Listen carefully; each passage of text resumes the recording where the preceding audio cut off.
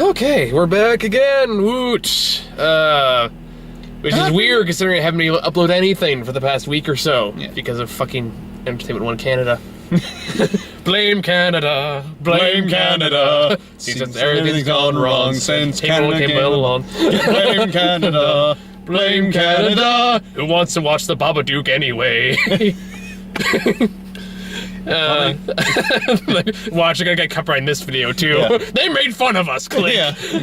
The review wouldn't have made a difference anyway. If you haven't heard about that dumb thing, I'll post an update video. Anyway, so we're talking about Big Eyes. Is Big Eyes or Crazy Eyes? Big Eyes. Okay, Big Eyes. Which is the kind of underground indie Tim Burton movie. Which I haven't had one of those in a while. I know, and that's kind of why I want to go out of my way to go see this. Turn it on. There you go. All right. It's whack-a-flap. There's a joke there somewhere. I'm not gonna say it, but yeah, I know. I didn't think about it until I said it.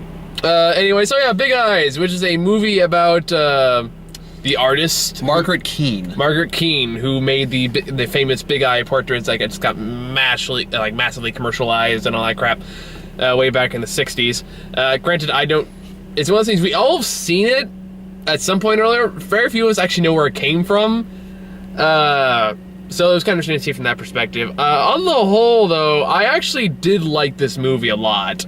It's not going to be on my top 10 list or anything like that, but it's a nice return to form for Burton. Yeah, it was a decent understated movie for the most part. I'm talking about the understated part, not the decent. That was, like I said, it was as I said, decent as a whole. Had some of those kind of awkward moments. Is it really that big of a deal, though? For you, maybe, because you're pickier than I am, but... We have varying levels of pickiness. We're more picky about certain things. That is fair. That is fair. I will accept that. We are each picky about certain things. Sorry, sorry if you can hear the engine or anything like that. It's fucking cold out right now, so we're cold by California standards. Happy New Year! Now freeze your butts off.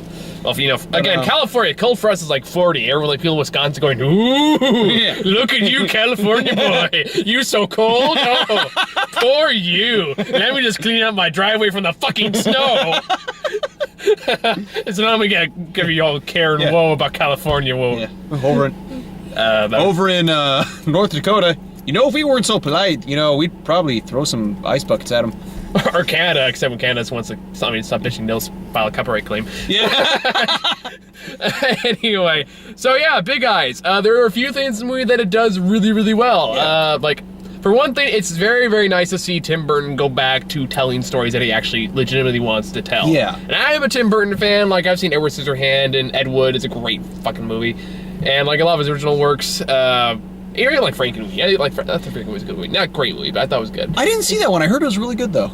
I thought it was, honest to God, if I had to pick a claymation movie that came out that year, Paranorman was better. That was the overall thing I got, the vibe I got. Yeah, but I still liked Frankenweenie. I thought it was a good movie. But it sure as hell beats the crap out of, Alice in Wonderland, or whatever the hell other Johnny Depp movie was. For a split second, I said Owls in Wonderland. Owls in Wonderland. I would love to see that movie. I was like, is that what you refer to that Guardians of Gaul thing? Oh yeah, I forgot about that. If I ever review that movie, that is totally what we're gonna call it. Owls in Wonderland. Don't you mean Guardians? No. Owls in Wonderland. Anyway, so this movie stars Amy Adams and Christoph Waltz as the two main characters. Yep. Amy Adams plays the Margaret Keane. What was her original name? Aldrich? Aldrich, that was it. Well, that's technically not her. Would it be? Because I don't know if that was her other husband. Yeah, I don't know if that was her maiden name or just when she got the previous marriage or what. But let's just...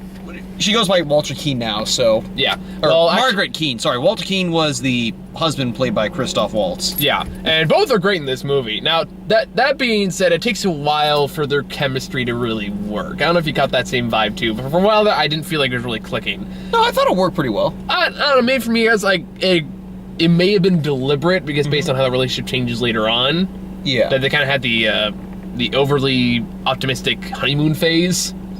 Fair enough, yeah. So I was I don't know if that was intentional or... It probably was. It's that whole kind of it's meant to have kind of that dreamscape thing. Because, you notice how, in the beginning, I'm slightly unrelated, but like, wasn't when she, it starts off with her leaving her previous husband. Yeah. And one of the things I know is just how painterly the backgrounds look. The soft focus, it almost looked like... That's a lot of Tim Burton style, too. Like, he did a lot of that in Edward Scissorhand. Like, that's something I like this movie, is that from, like, the hairstyles to the camera shots to the cinematography, everything is just, like, that's like, yeah, that's Burton. You look at it, like, you see, notice, like, that's definitely Tim Burton doing what he actually wants to do. Once again, also having Danny Elfman do the music. Yes, I know. And the soundtrack's pretty good. For the most part, yeah. It's like, there were a few kind of, like... I mean, he's Danny Elfman, so you can't get the generic track. Exactly. But it's like, overall, like, I liked how this is, kind of like Burton. It was a very mostly understated. Yeah. I mean, I wouldn't call myself a Danny Elfman fan necessarily, but like if some of the stuff is playing, it's like, okay, I'll listen to it. I don't care. But anyway, so for those who don't know what the story's about, and honest to God, this is a movie I'm surprised so many people have heard about, because I didn't even know this existed.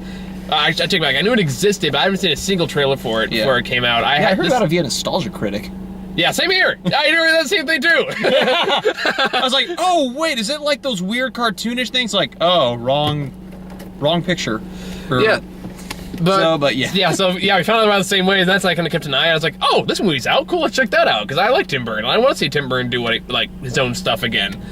So, yeah, for those who don't know what the story is about, it's about Margaret, who is played by Amy Adams, who's fantastic. She's, like, ever since, like, the past couple movies I've seen her in, she's, like, instantly become, like, my favorite actress. Like, after, like, American Hustle we had last year, where she was fucking amazing in. And she was also in, The Fighter, she was really good in. Was she in Silver Linings Playbook? No, that was Jennifer Lawrence. Oh, okay, and then she was also in Her. She was also really good in that one, too. She was in Her? Yeah, she played... well, I didn't see the movie, so... It's a great movie. Yeah, I've been told. It's fantastic. No, but she's in that one. And of course, The Muppets. Guilty pleasure. Mm-hmm. Actually, it's actually a really good movie. But anyway, I'm rambling, as I usually do. So she leaves her suffocating husband to go to San Francisco, which, as you know, we're all... worthy, wise people always go. He said sarcastically. And while she's there, she's trying to sell her own paintings, which are, of course, the classic ones with the big eyes and the kind of frowny expressions and all that stuff. The ones we've all seen, but never really fully identify with until it's like, oh, she's the one that made that. Okay, cool. And while she's there, she meets a guy named Walter Keane, who's played by Joaquin Phoenix. I was thinking Her again. My mind was still on Her. Who, Amy Adams? Her too. That was terrible. Amy Adams and American Hustle. This is very different. That's when she has a wig. Yeah. A very obvious wig. Yes. But yeah. Sorry, just... like, I couldn't tell if you were making a joke or you just... I was just like... No, because I mentioned Her, and of course I had Joaquin Phoenix, so I got me mixed up there for a second. That was... Oops. That would have been a completely different movie. Wait till Inherent Vice next week. Oh boy. But anyway, so it's played by Christoph Waltz. There we go. Christoph Waltz, who immediately seduces her and tells him that he's a painter too. He paints all these Paris landscapes, and then then you find out he's actually a realtor. Yes, he's a realtor, and he's also... That actually wasn't a bad Christoph Waltz impression. I find time to practice. That's one I haven't tried yet. I'll give it... and I'm not going to do it now either. So, okay, anyway. So, Christoph Waltz immediately seduces, like, look at my paintings, but mine aren't as good as yours. And it's like, I can't draw people and all that stuff. So, through a series of events, he ends up renting a wall in a jazz club to like just kind of sell his paintings, but he puts his wife's paintings up there too, because they're both struggling artists and no one seems interested in their work.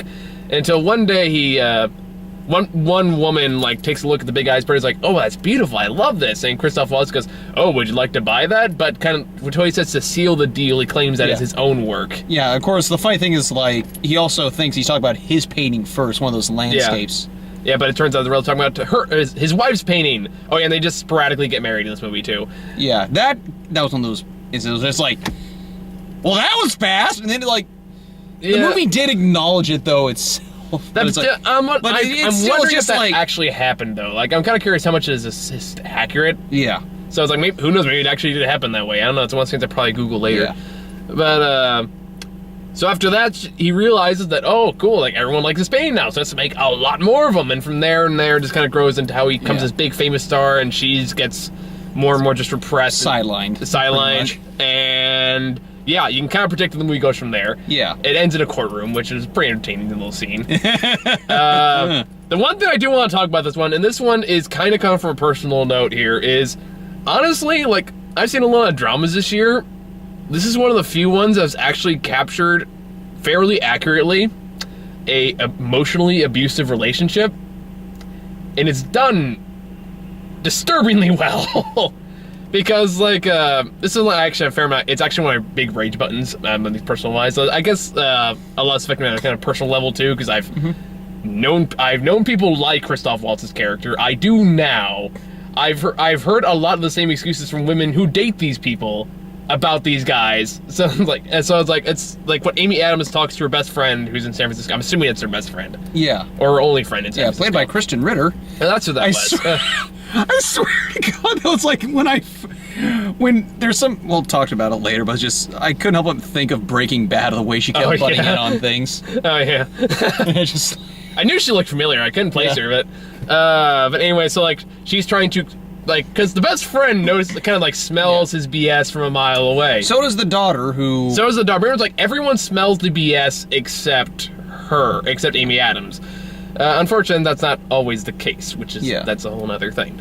But, it just made me really sad, because I'm like, there's a scene in the diner where, like, just after they get married, she's kind of asking, her best friend is asking Amy Adams about, what's he like, kind of like what he is, and she kind of starts, saying, like, oh, he's a really good man, but he sometimes does this, but he's really good, and kind of, like, starts defending him, and she's just kind of saying, like, I am not buying a single word of this, and I'm just thinking, oh, God, I've had these conversations, and it's just, oh, fuck. And that cycle kind of repeated throughout the movie, where it's like, it's like sometimes it's kind of goes down. I know it's kind of a really heavy topic we're getting into right now, but it's kind of called for the particular movie, which I guess is why the third act felt like the tonal shift, while entertaining, was a bit off-putting for me. But we'll get to that in a little while. But like I said, like, this is really just kind of an accurate way of how these kind of sleazeballs get into these people's lives. Where start off because no one goes into a relationship like an asshole and act surprised when they turn out to be a complete asshole. Yeah. It's one of those things, they start very charming, very... And who better to do that than Christoph Waltz? Than Jew Hunter. Surprised I didn't make it in the movie. Yeah. I didn't want to tell you this, honey, but I secretly hunt Jews. Yeah.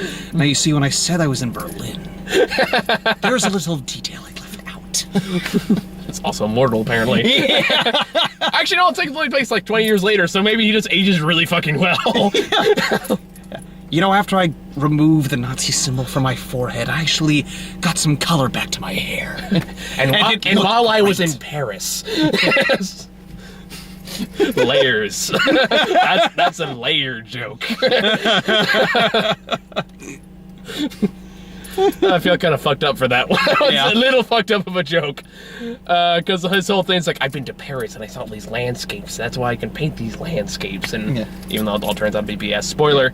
Well, there's no doubt he possibly was there, but... Either way... Probably ripping off more people. Yeah. He said he didn't go to Paris. He said he didn't go to Paris. When? And then Amy Adams finally figures out that his original paintings are falsified too, and she confronts him about it. She says, "Have you ever been to Paris?" And he just doesn't say anything. It's just, I've always wanted to be an artist. Basically, because I haven't in it. Right. Yeah. So anyway, back to the super heavy serious stuff. And then is the fact that it's kind of one of those things, last kinds of words, they charm their way in there until you're in a position where they slowly, creepily just gain more control over your personal life and, like, who your friends are. They slowly try to isolate you, so they're your only option. And then after that, that's when they really kind of let their own shit out into the real world. That's when, like, it gets really, really bad. And unfortunately, that's when, like, she says at the very end where she feels like, I feel trapped. That's where that comes from. Yeah. And the only reason I know a lot about this is because, I've seen people who've been through it. I've talked to people who've gotten out of it. And I've done personal research myself to kind of figure out why this kind of happens. So again, as you've gathered, this is a very personal issue for me.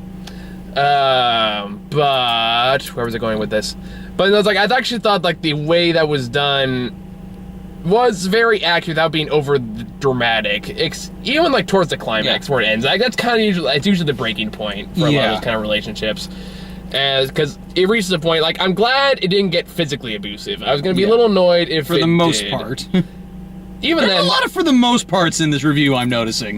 Even then, I would argue that was still more psychological and emotional torment than it was physical abuse. Yeah. So I still think it classifies under most standard definitions. Yeah. Like, for me, I'd say it would have been physical had she actually been burned in that art room. Yeah, that's fair. Yeah. Other than, like, even his tactics are purely, like, psychological and emotional. He's just manipulating the crap out of her. That's how all these fucking psychos work. Yeah.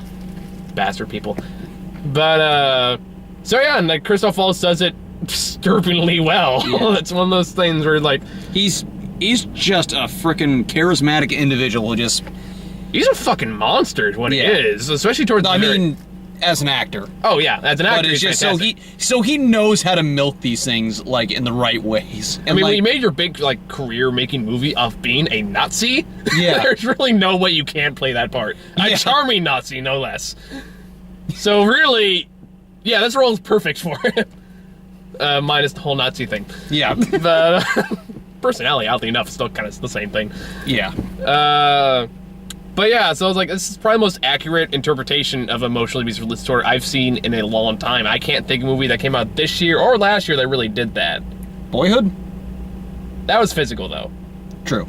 So that's like, I've seen a lot of physically abusive relationships, but not so much emotional. It's actually a topic that's not really qualified on too much. I'll say, admittedly, I think the last husband was kind of the more emotional one, because he didn't really do anything physical, he was just very demeaning. Maybe, we didn't see much Although of that was more in the son than the wife. Yeah, and plus we didn't really see much of that. Yeah. So, in fact, he was kind of in and out of the movie pretty fast. Wait, wasn't the father the guy? No, never mind. I'm still trying to figure out who the hell played that reporter. Oh, that was Stryker from Wolverine. Thank you! You didn't know that? I couldn't remember. It's... Because I saw him, I was like, oh, fuck this guy. Yeah, I can never remember that guy's name. I don't remember his name either. It's like, oh, fuck, it's that guy from the Wolverine Origins movie that I hated. Yeah. What did you do to Deadpool? That's okay, they're hopefully gonna do better. Yeah. Granted, it's not saying much, they have it speak and they can do better, but... Good point. But yeah, so that was all well done, and yeah, and it really drives home, like, her own struggle. Amy Adams, again, is just phenomenal in this movie. Like, I'm slowly getting convinced that I don't think I've seen a role that not Emma, I don't know why I said Emma. Amy, thank you. Amy Adams has done that I have not liked.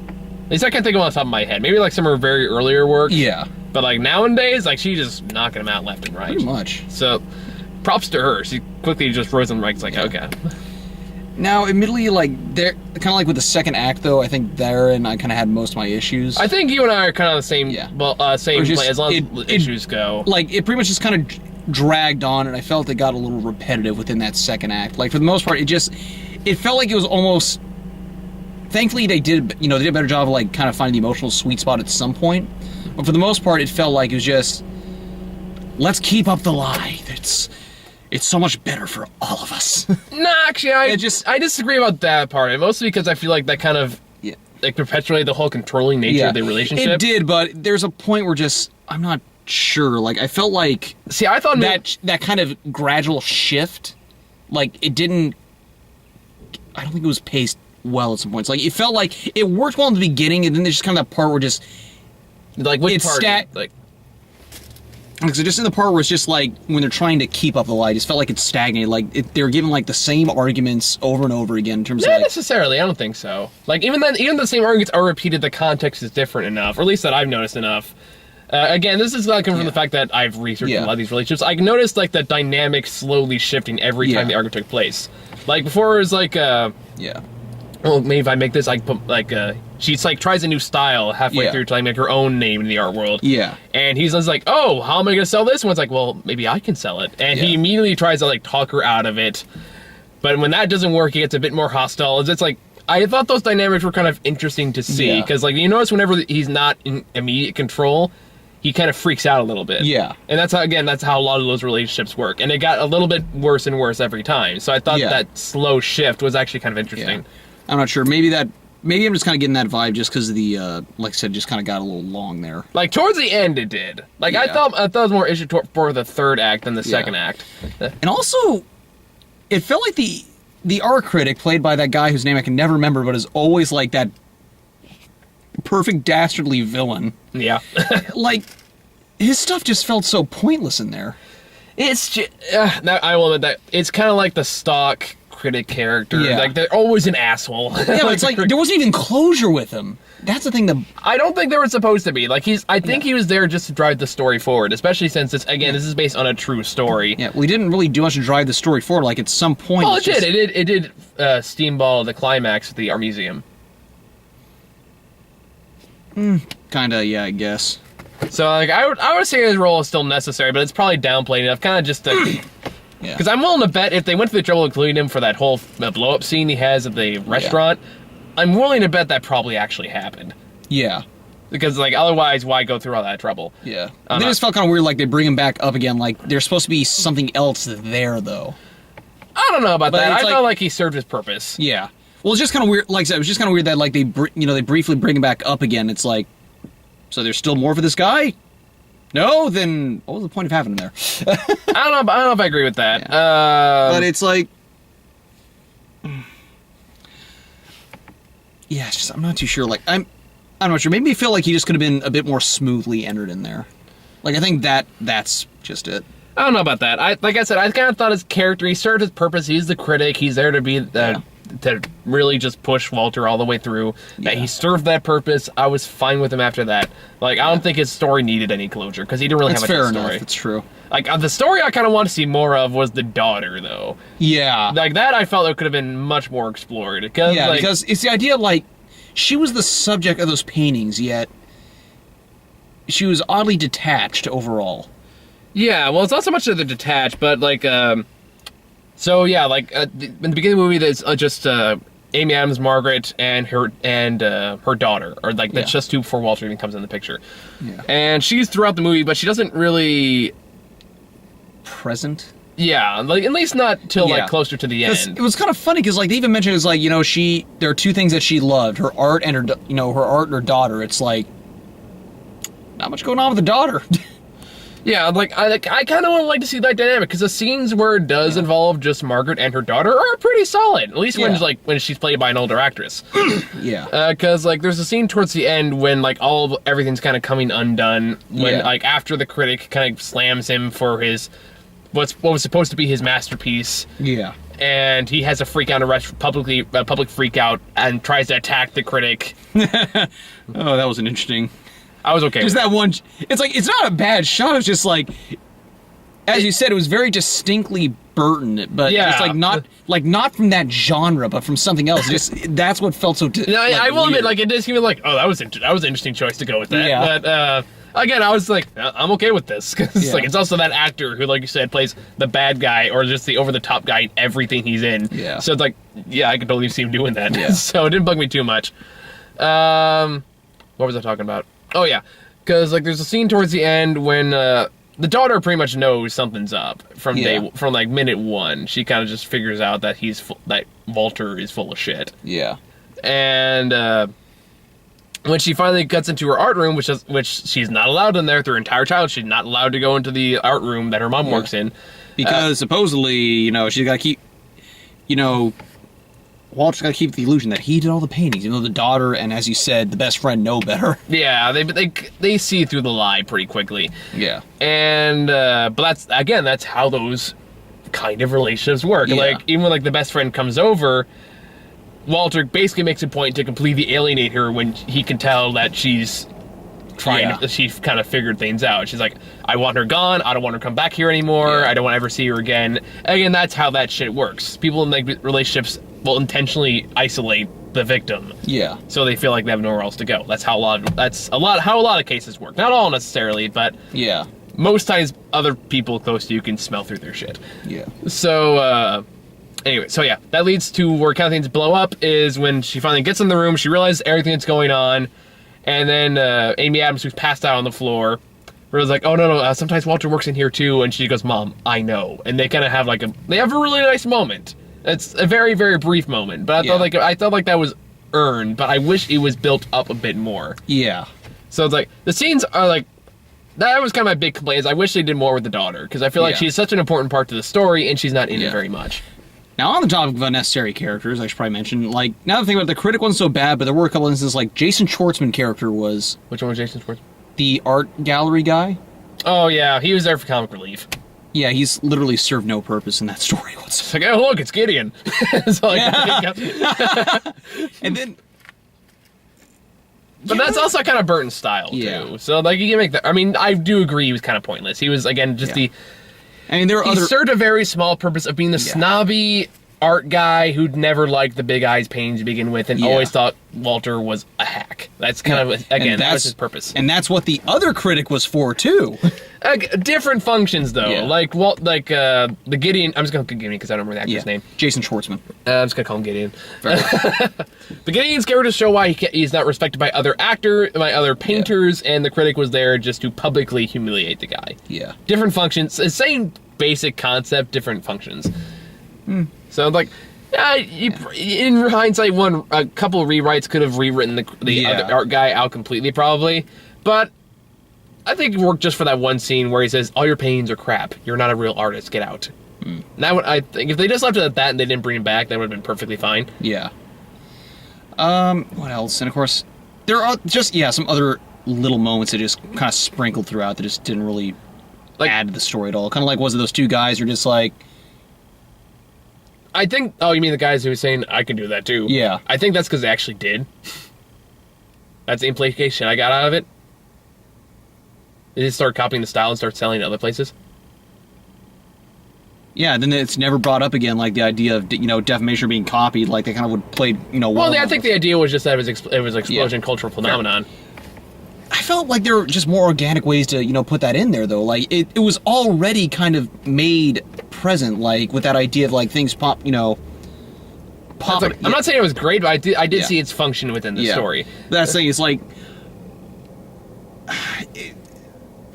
the function isn't always great if it doesn't go in there, like, well. That's the problem. Oh, I don't know. I felt like it fit the style and the mood the movie was going for at that time. Yeah, like, it was funny, but well, I'm not saying it was funny, I just felt like it fit within the world Burton created this thing. So, like, again, it's narratively, you could have done it a little better, but, again, it just kind of fits Burton's style. It's like, if you don't like that about him, you're not going to like that kind of moment. That's perfectly fine.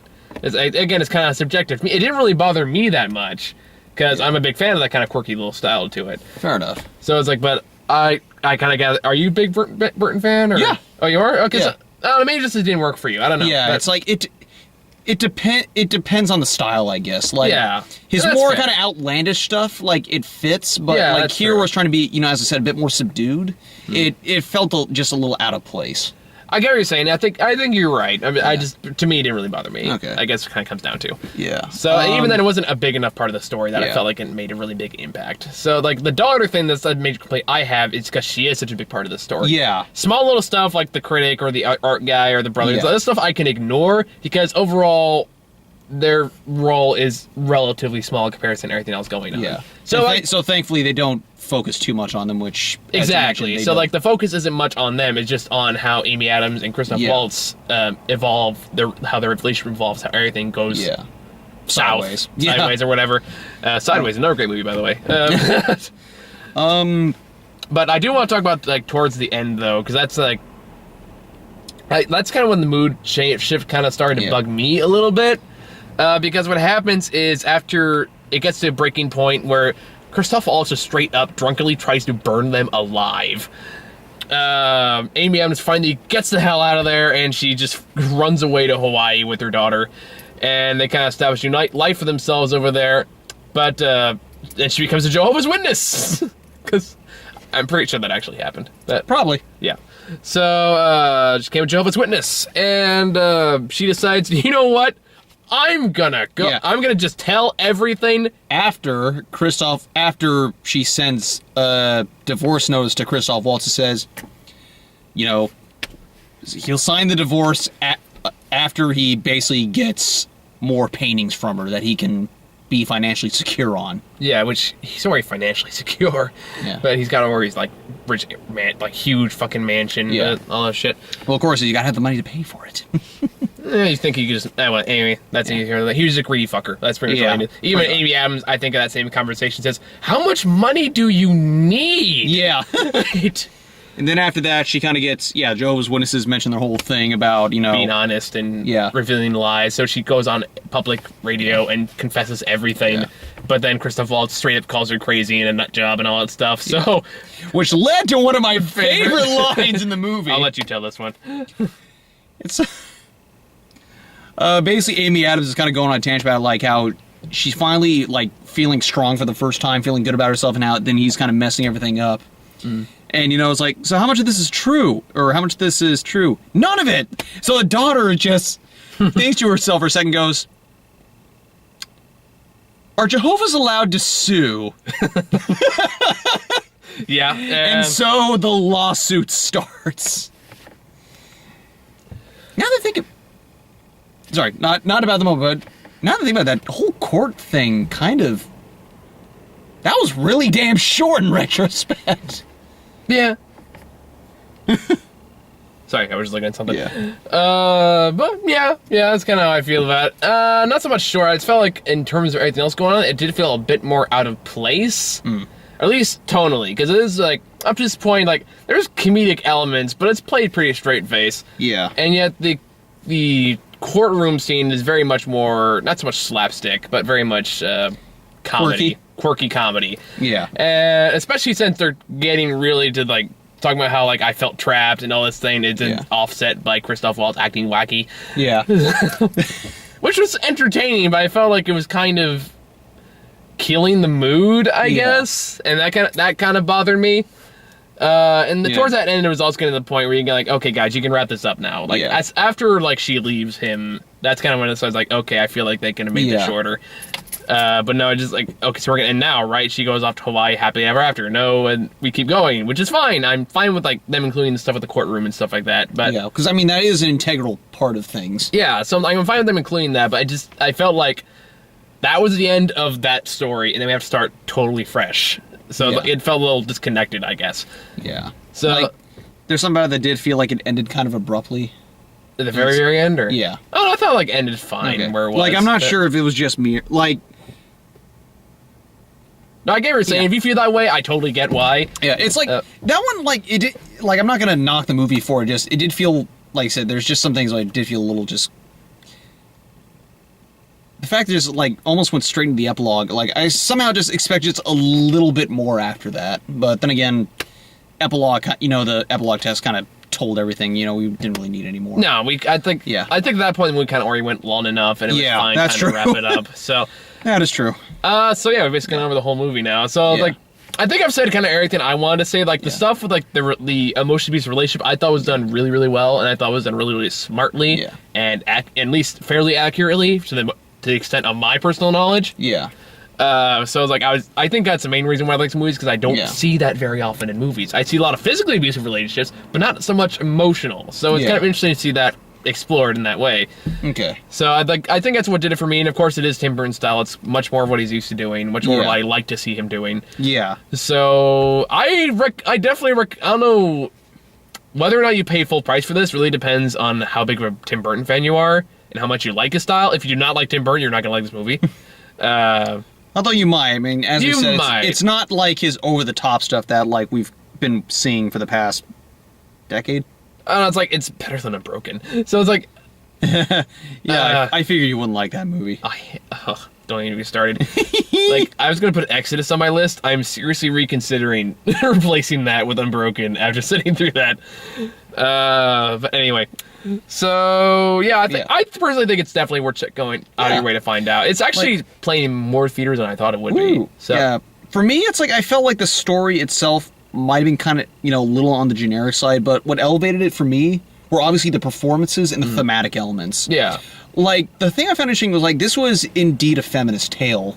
Like, the way it was about, because they constantly mention the idea of, like, how the woman, a woman is kind of subjugated, pretty much. Mm-hmm. It's like and like that's kind of one of the reasons why she plays along with the idea that you know, the man knows best, the man sells best, just trust the man. And it's like this kind of her idea of like breaking free, you know, trying to get out of those confines. Yeah. As well as exploring the idea of pride versus ego.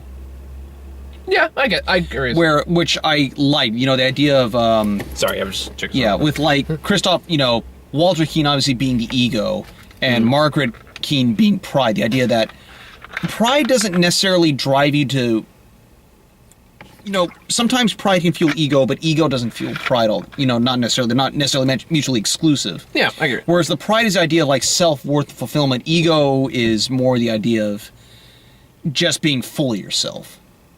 It can go. It's a complicated argument to make either way. But it's one of those things where, like, because I kind of got those, you know, the vibe just from like the dialogue that they you know, they mention pride and ego every now and then, and as you mentioned, it's kind of like a context thing. Well, obviously you mentioned that under other contexts, but but much darker topic. But yeah, I just thought, you know, even if the story might have been a bit on the generic side, like they found good ways to like have some depth to it, you know, elevate it. I think there's a lot of depth. Yeah. Sorry. Well, I use little in a not so little way. Fair enough. But, you know, thankfully... Then don't say little, Grant. Yeah. Say what you mean. I don't know what I mean. I don't know what's true anymore. And now we're getting to the heart of the story. Yeah, right. But... this was all a trap, Grant. I'm waiting to do this to you for years. But it is... Yeah, it's a very good movie overall. No, like, I'd definitely say it's definitely worth checking out once in the theater. Like, if someone else wanted to go see this, I probably would go see it again. Like, it was one of those things. Okay. And also, of course, the idea of honesty being a very subject. Like, and, of course, tying that into the artwork itself, the idea, you know, constantly trying to get, you know, see into a person to the point where, like, it makes physical manifestations into itself. Like, in the people she sees and even herself, which I thought was kind of, you know, a nice little touch, you know.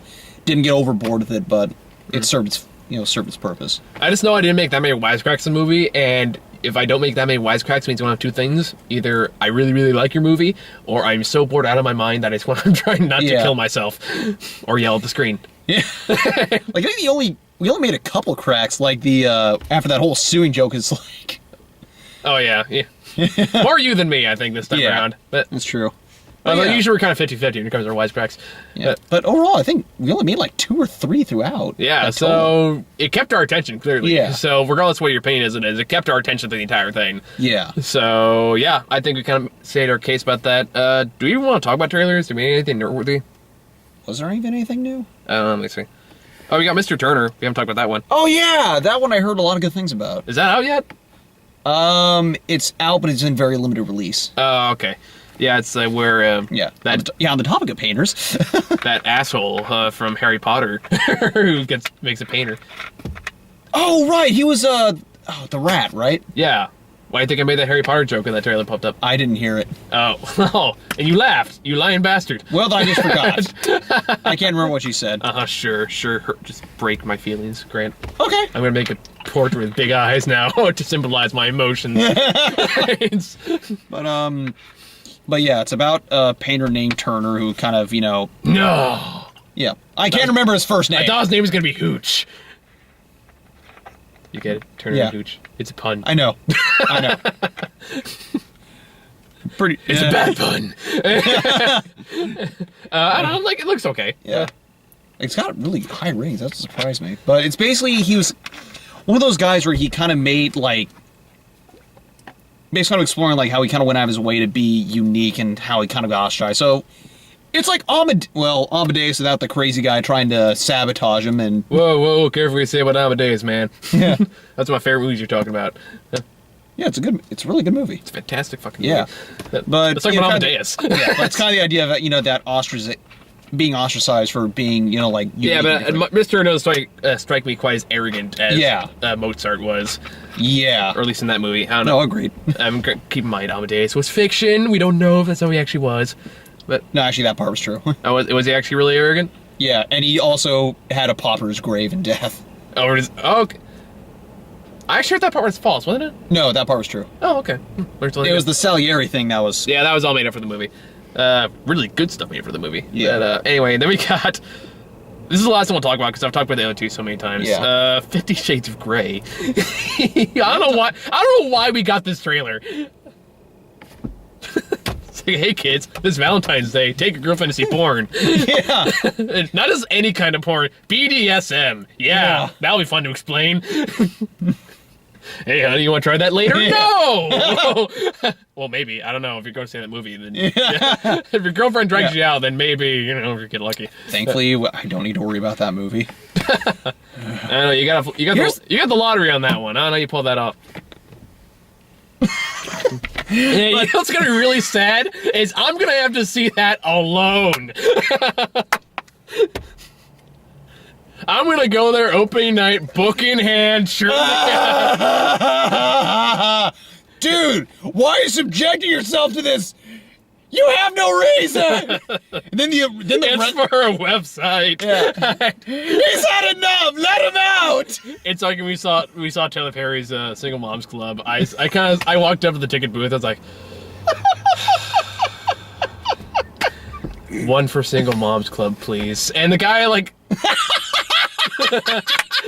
No, the funny part is what he said. He like turns up and goes, "You sound like you're almost regretting this decision," or something to that extent. And Patrick right behind me go, "No, we're gonna have fun." Oh, Patrick, trolling me since Monsters Inc. 2. Really? Basically. Except we both actually liked that one, so the hate didn't really start to Delivery Man. But, yeah, the thing that shocks me is they actually have some legitimately good people involved on that. Like, Kick-Ass's legitimate actual wife, who actually made a good movie called Nowhere Boy, which is, you know, kind of about John Lennon. Oh, yeah, I've heard Nowhere Boy. Yeah. That's the director. Oh, cool.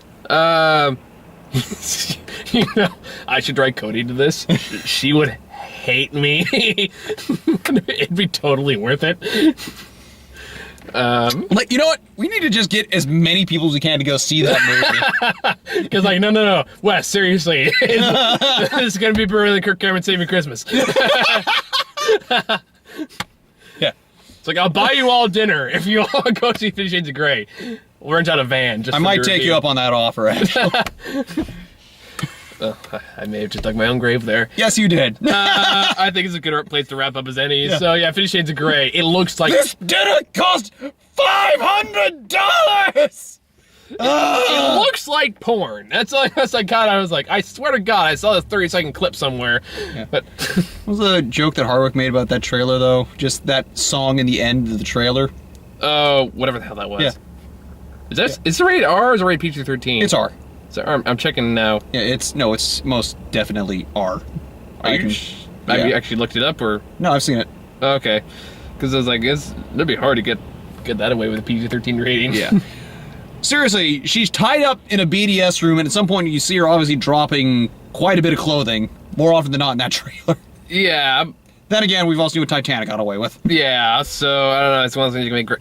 Well, then again, it's like line full of whips and just really kinky shit in this trailer. It's like, if that gets PG-13, there is something wrong. Mommy, what's that? Well, see, when a man loves a woman, sometimes they get bored with the usual. So, wait until you see the one with the horse tail.